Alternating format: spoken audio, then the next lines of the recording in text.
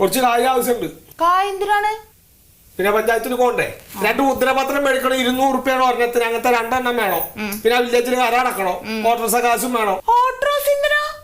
പിന്നെ പോകണ്ടേ? ബസ് ഉണ്ടല്ല, 7 റുപ്യ എടുത്താ മതി, ഒരാടെ ഇറക്കി തരും. ബസ്സിനോ? ഈ വയസ്സാം കാലത്ത് ഞാൻ ബസ്സിന് കയറി പോവേ. അപ്പൊ എപ്പോഴാ ഞാൻ കുടുംബത്തേക്ക് തിരിച്ചു വരണ്ടേ? പിന്നെ ബാപ്പാ നിങ്ങൾ പോവണ്ട, ഞാൻ പോവാ. എന്താ ഈ പറയണേന്ന് പറഞ്ഞു? ഞാൻ പോവാ. എന്താ ഉദ്ദേശം? ഈ കുടുംബത്തിൽ അങ്ങനെ പെണ്ണുങ്ങൾ ഇറങ്ങി പോവില്ല പറഞ്ഞില്ലേ? ഞാൻ തന്നെ പോയിക്കോളാം. അപ്പൊ ബാപ്പ തന്നെയാണോ പോണത്? തന്നെ പോണത്. എന്താ പോയാല്? എന്നാ ഓട്ടോ പോയാ മതി. ഇല്ല, പോണില്ല ഓട്ടോയില്. എന്തിനാ ഓട്ടോയിൽ പോണത്? ബസ്സിനാ പോവും ഞാൻ.